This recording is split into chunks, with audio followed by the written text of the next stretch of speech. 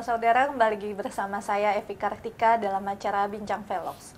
Sampai saat ini Indonesia masih terus berusaha untuk melawan wabah COVID-19.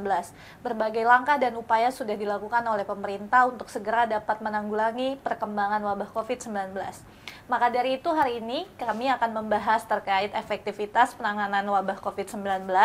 Bersama dengan saya sudah ada Deputi Bidang Politik, Hukum, Pertahanan, Keamanan, dan Hak Asasi Manusia, Kantor Staf Kepresidenan RI, Dr. Anda Jaleswari Pramudawardhani, Magister Humaniora. Selamat datang Ibu. Ya, makasih Mbak. Terima kasih atas waktunya sudah menyempatkan. Terima kasih, ya. Baik Ibu, mungkin boleh diberi pandangan sedikit kira-kira bagaimana perkembangan penanggulangan wabah COVID-19 di Indonesia saat ini? Ya, terima kasih atas pertanyaannya. Saya rasa pertama kita tahu bahwa wabah COVID atau pandemi COVID-19 ini adalah musibah terbesar yang pernah kita alami, bukan hanya di Indonesia, tapi juga di dunia. Dan ini adalah karena untuk pertama kalinya, maka bukan hanya di Indonesia saja, semua negara-negara lain di dunia juga di awal mengalami kegagapan untuk melihat ini. Jadi trial and error itu berkali-kali dilakukan untuk menanggulangi hal ini. Ketika pertama kali pandemi COVID-19 dinyatakan oleh WHO sebagai pandemi global tanggal 12 Maret, saya rasa pemerintah kita dengan cepat tanggal 13 Maretnya langsung membentuk gugus tugas penanggulangan COVID-19.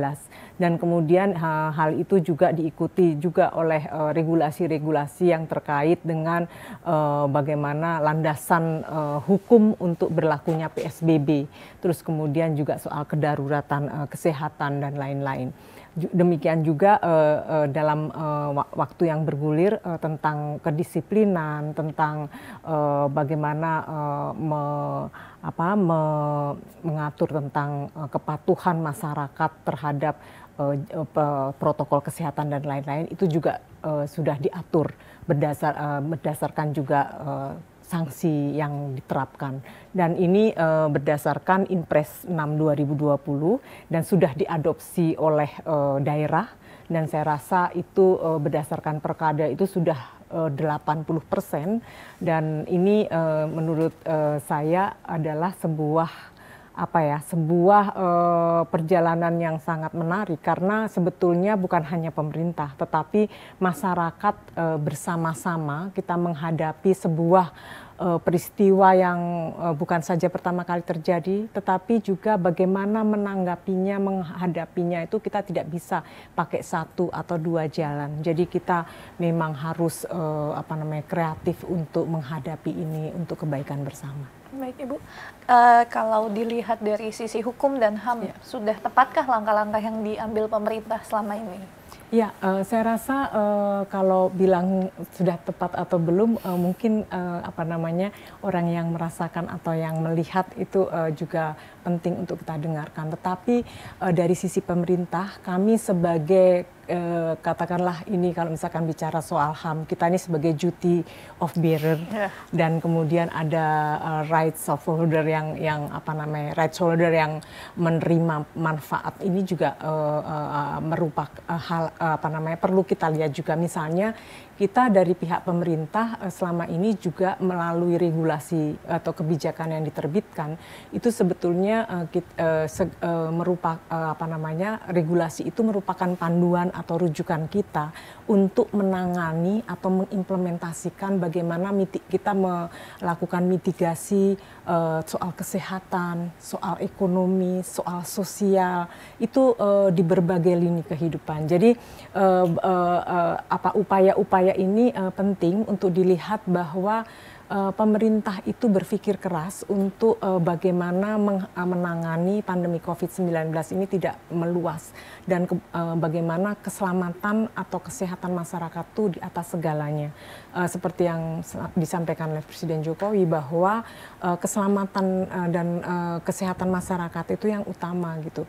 Dan upaya-upaya lainnya seperti ekonomi, sosial, lain-lainnya juga sama pentingnya. Tetapi tetap itu kesehatan dan keselamatan jiwa manusia yang utama. Jadi kita tahu bahwa ada gugus tugas, kemudian dari gugus tugas kemudian menjadi satgas, kemudian ada komite, kemudian kita juga ada penanganan khusus untuk COVID-nya. Kemudian kita juga tahu bahwa Menko Marves juga diberikan tugas untuk khusus 9 provinsi. Kenapa? Karena di 9 provinsi inilah yang menyumbang terbanyak dari kasus-kasus aktif yang ada di Indonesia.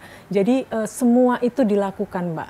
Ibaratnya ini kayak kita jumpalitan untuk melihat ini. Ini saya rasa sebuah satu fakta atau realitas sosial yang tidak tunggal. Jadi kita memang dibutuhkan kerja cepat, kerja tepat, dan ini kolaborasi, pemerintah nggak bisa sendiri, Mbak. Jadi ini melibatkan semua stakeholder, semua pemangku kepentingan, akademisi yang menyumbangkan konsep-konsep bagaimana ini bisa dipercepat, praktisi yang di arus bawah juga, ini masyarakat sipil dan lain-lain. Jadi sebetulnya ini sebuah gerakan nasional, gerakan solidaritas nasional, kesetiakawanan nasional yang tanpa kita sadari kemudian jadi terbentuk gitu. Dan kemudian kita menyadari di satu titik bahwa oh ternyata kita ini memiliki modal sosial yang luar biasa. Soal guyup, soal kita bersatu dalam menghadapi COVID ini. Ya, baik Ibu. Kemudian tadi sudah disampaikan pemerintah melakukan mitigasi kesehatan, mitigasi ekonomi. Namun dari saya mungkin orang awam melihat pertanyaannya, lalu kenapa rasanya masih terus meningkat kasus, kemudian ini seperti tidak selesai-selesai gitu. Memang ini ada beberapa hal ya, Mbak. Yang pertama ini juga bisa dilihat dari peningkatan tes yang terjadi gitu ya. Memang secara nasional kita baru mencapai 10.700-an. Tapi jangan lupa di DKI itu sudah hampir 80.000. Dan hari ini PCR itu kita masih 30.000 dari 38.000 kondisi ideal yang ditargetkan WHO. Jadi itu hanya salah satu. Yang kedua adalah saya rasa ini juga bisa kita ketahui dari mungkin adanya peringanan dari pembatasan sosial tadi itu. Jadi ketika status PSBB itu kan nggak permanen gitu. Jadi ketika ini sudah melandai kita coba buka sedikit, ketika ini masih meningkat kita tutup dan lain-lain. Dan itu membutuhkan bukan saja kerjasama di tingkat internal pemerintah, tetapi bagaimana masyarakat diinternalisasikan, disosialisasikan, bagaimana diseminasi informasi itu kita sebar ke berbagai sektor agar semua mendapatkan pemahaman yang sama gitu. Nah, kita selalu mengeluh bahwa kedisiplinan kita ini masih rendah, kepatuhan kita terhadap peraturan itu masih rendah. Dan kemudian kita tahu juga itu belum lagi soal kelelahan selama berbulan-bulan mungkin kita harus terpaksa berdiam di rumah. Anak-anak kita tidak bersekolah secara normalnya dulu gitu ya. Jadi ini macam-macam, Mbak. Jadi kenapa ini kemudian di saat regulasi kebijakan sudah beberapa hal diterbitkan, kemudian implementasinya juga kita perkuat seperti sekarang kita tahu bahwa TNI Polri itu dideploy untuk melakukan itu tadi pendisiplinan, kemudian bagaimana polisi dan semua aparatnya melakukan penegakan hukum bagi siapa yang melanggar. Terus kemudian pengetatan di berbagai ruang itu juga dilakukan. Seperti sekarang kita tahu lonjakan kasus itu salah satunya ada di klaster kantor dan juga di klaster mal-mal atau ruang publik, pasar dan lain-lain. Nah, itu bagaimana caranya ketika kita melihat bahwa ada polisi di sana, ada tentara di sana, itu itu dalam rangka menjaga untuk mendisiplinkan untuk agar kita lebih patuh. Dan itu bukan kasus khusus Indonesia itu dilakukan di India, itu dilakukan di Cina, itu dilakukan di negara-negara lain gitu. Dan ini tentu saja kita juga sadar betul bahwa untuk penegakan hukum itu kita juga jangan melanggar hukum gitu. Ini artinya sesuai topik kita, mungkin langsung pertanyaan nih langsung ke intinya Bu. Sudah efektif atau belum penanganan COVID-19 di Indonesia?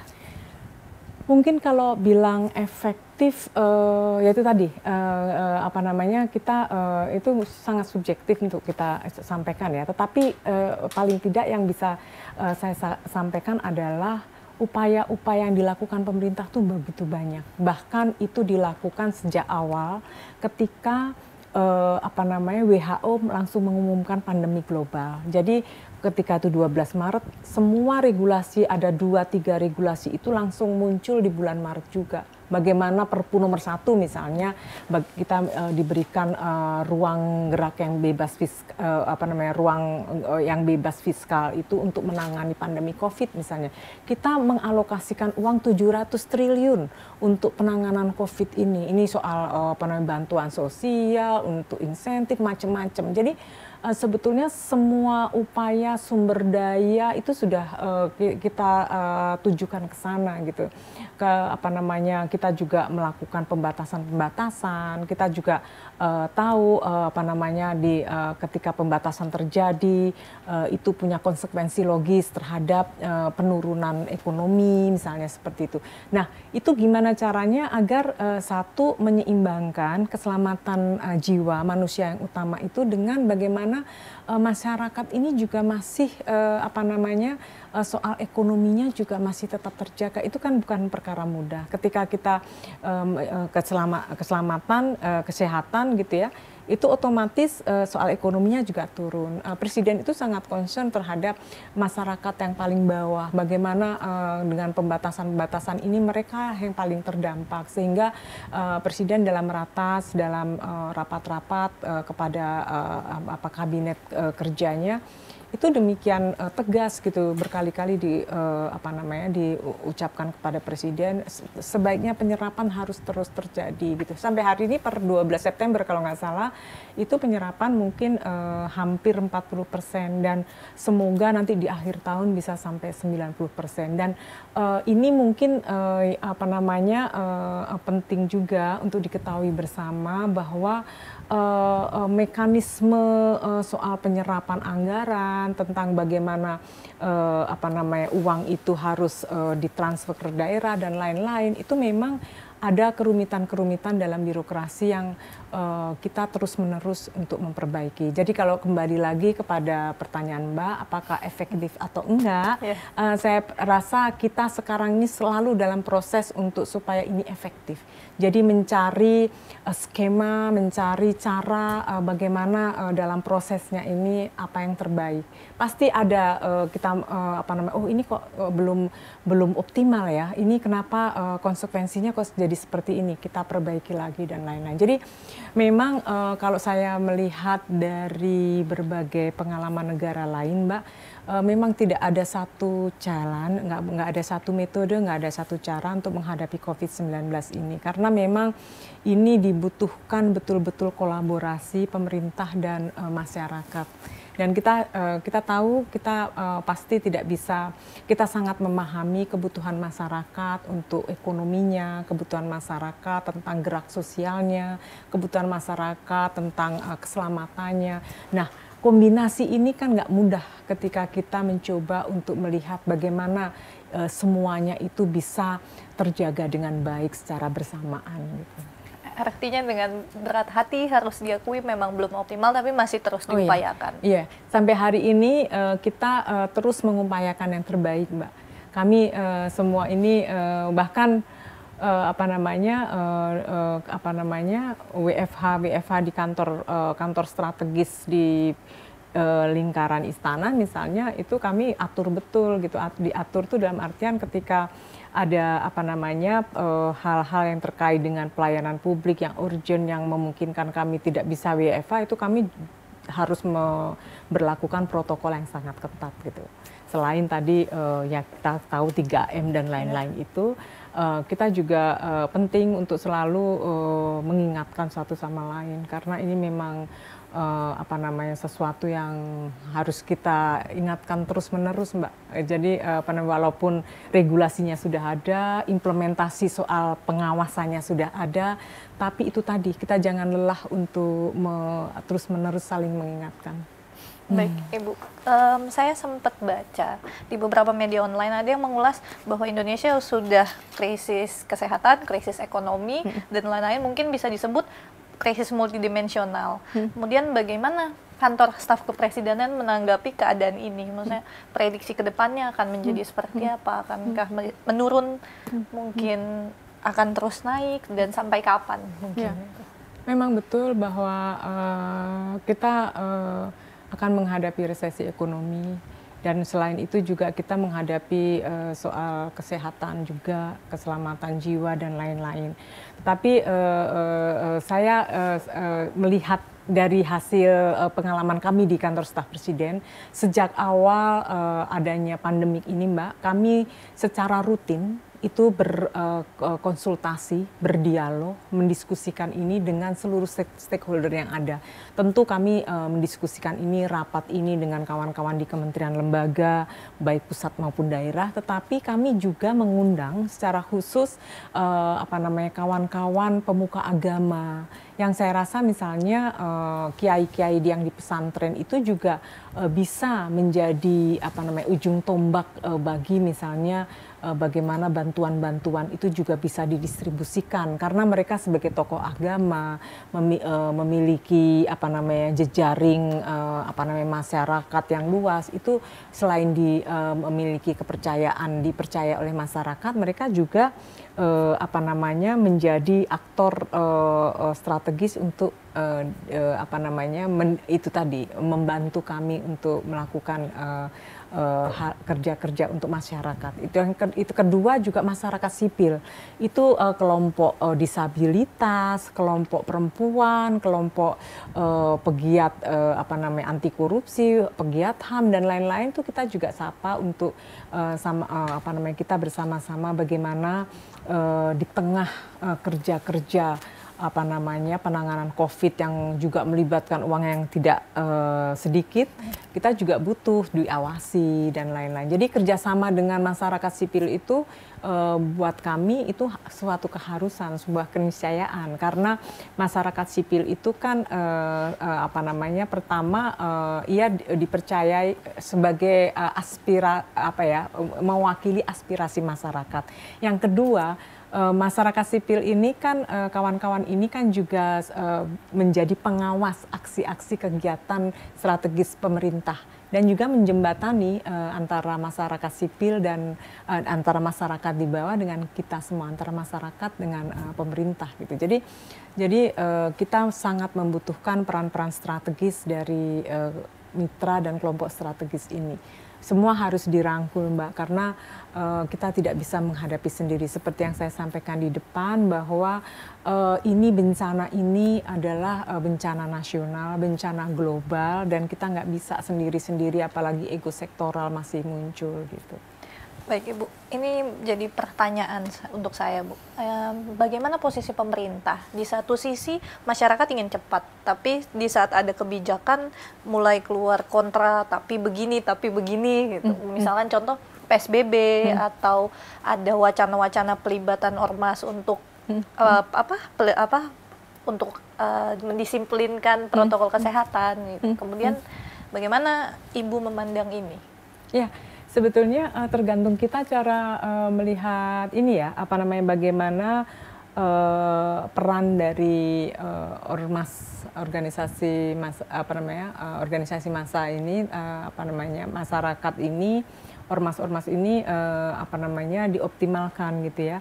Saya rasa kolaborasi dengan kawan-kawan ini bisa bukan hanya di satu dua hal ya, misalkan penegakan disiplin saja, tetapi misalkan kita mengacu pada Brazil misalnya, terus kemudian Afrika Selatan, itu kan juga mereka menggerakkan masyarakat sipilnya, ormas-ormas yang ada di negara mereka untuk membantu pemerintah gitu.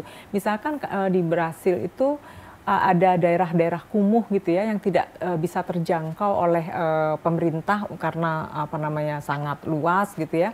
Itu mereka bekerja sama dengan kawan-kawan ormas ini untuk bagaimana diseminasi informasi terjadi, kemudian bagaimana sosialisasi soal air bersih, alat kesehatan, terus kemudian social distancing itu disosialisasikan. Jadi sebetulnya hal itu juga tergantung bagaimana mekanisme yang kita ciptakan atau aturan-aturan di depannya itu juga harus jelas. Misalkan oke, kita libatkan kawan-kawan ormas itu di ruang yang mana gitu. Apa saja yang akan dikerjakan. Kita punya 2 ormas terbesar di Indonesia, NU dan Muhammadiyah. Saya rasa kiprahnya sudah tidak bisa apa namanya ini lagi apa namanya sudah kita lihat sekali bagaimana NU dan Muhammadiyah selama ini berperan penting bagi negara ini gitu. Nah, dalam konteks pandemi COVID-19 ini mereka juga melakukan apa namanya hal-hal yang luar biasa dan justru pemerintah berkolaborasi dengan kawan-kawan ormas ini untuk melakukan itu. Jadi kalau misalkan penegakan hukum itu memang wilayahnya kepolisian, Satpol PP dan lain-lain. Tetapi ini adalah kawan-kawan ormas ini kan perannya kan dalam rangka untuk menghimbau, untuk mendisiplinkan, untuk kita sama-sama patuh terhadap protokol kesehatan. Jadi itu sangat strategis, Mbak, menurut saya. Baik Ibu, kalau tadi kan ormas fungsi untuk menghimbau, apakah TNI Polri perannya kurang untuk menghimbau atau maksudnya bagaimana? Jadi kita ini kan melihat Indonesia sangat beragam, Mbak. Jadi ketika kita menyebut 9 provinsi yang memang ditangani Menko Marves misalnya, itu kan provinsi yang memang dilihat kasus terbanyak di sana. Tetapi kita kan juga melihat banyak sekali provinsi, kabupaten, kota yang mungkin kalau misalkan kita bicara soal peta sebaran merah, kuning, hijau mungkin masih taraf kuning, taraf hijau, segala macam. Jadi karena beragam ini dan jumlah polisi dan TNI itu kan kita sebar seluruh Indonesia ini kan juga bukan jumlah yang banyak gitu ya. Jadi TNI Polri adalah satu hal gitu. Mereka dideploy untuk soal kepatuhan segala macam itu. Tetapi ada hal-hal yang bisa dilakukan ormas atau masyarakat umum itu yaitu saling pendekatan kultural. Ya. Jadi pendekatan budaya, pendekatan yang humanis, yang lebih bisa diterima masyarakat karena pendekatannya tadi itu lebih pendekatan kultural itu. Jadi dalam menghadapi COVID-19 ini kita memakai berbagai pendekatan hukum, pendekatan kultural, segala macam kita pakai karena saya yakin keberagaman Indonesia itu memang memungkinkan Indonesia membutuhkan berbagai cara, tidak bisa tunggal. Baik Ibu, tadi pendekatan hukum sudah, pendekatan kultural sudah, kira-kira apa yang masih kurang untuk lebih mengoptimalkan penanganan COVID-19? Ya, saya rasa kan tadi pendekatan hukum sudah soal regulasi kebijakan yang diterbitkan oleh pemerintah, kemudian bagaimana implementasinya, bagaimana anggaran dan lain-lain juga dialokasikan, dan kemudian pendekatan kultural melibatkan peran-peran tokoh masyarakat atau ormas di Indonesia. Nah, saya rasa semua ini kan tetap dalam proses. Yang paling penting ini adalah saya rasa kita harus bersatu untuk melihat bahwa pandemi COVID ini adalah perlu kita sikapi bersama, perlu kita tangani bersama, bukan hanya dari pemerintah saja, tapi juga dari masyarakat, bahkan media juga perlu. Media saya rasa perlu dihimbau bahwa ini dalam masa sulit seperti ini, saya rasa kita harus menerbitkan berita-berita yang sifatnya hope, harapan, menebarkan harapan. Ini adalah situasi di tengah krisis ini, kita harus selalu menyalakan harapan, dan itulah yang penting untuk kita nyalakan bersama, bahwa kita bangsa Indonesia pasti bisa keluar dari masa-masa sulit ini. Karena kalau kita bersama pasti kita bisa bisa menanggulanginya bersama-sama. Dan saya semoga saja dengan kolaborasi kita bersatu dan tidak saling menyalahkan, dan kemudian kita melihat bahwa ini adalah hal yang bersama-sama dialami oleh bangsa ini. Saya rasa itu. Dan sembari itu tadi Mbak, selalu kita menebar harapan, karena itu yang paling dibutuhkan saat ini. Artinya tadi kolaborasi dan harapan. Ya, kolaborasi dan harapan, dan itu tadi kerja keras terus. Karena kita tahu negara-negara lain sudah mengalami resesi juga, malah mungkin lebih dalam. Kita pasti sedih melihat itu, dan kita juga sekarang juga akan mengalami itu, dan mari kita bersama-sama. Ini bukan persoalan pemerintah saja, tetapi ini persoalan bangsa Indonesia. Baik, kemudian apa cara yang paling efektif untuk meliterasi masyarakat gitu Bu? Karena mungkin kan masyarakat tidak semua pesan pemerintah bisa tersampaikan dengan utuh gitu Bu. Iya, saya rasa harus kita akui ya Mbak, dalam situasi sekarang ini memang ada juga berita-berita yang tidak benar. Ada sebaran hoax itu juga masih tetap ada. Tapi saya rasa justru itu kita penting dalam situasi yang sulit ini, kita menyandarkan pada data juga, pada data-data yang benar, pada data-data yang tidak menimbulkan syakwa sangka, tidak menimbulkan justru informasi-informasi ini jadi blunder di masyarakat. Jadi sekali lagi kita memang harus cek and recheck tentang hal-hal yang terkait dengan kepentingan masyarakat. Kalau misalkan itu adalah hal yang tidak benar dan lain-lain, kita perlu mempertanyakan itu gitu ya.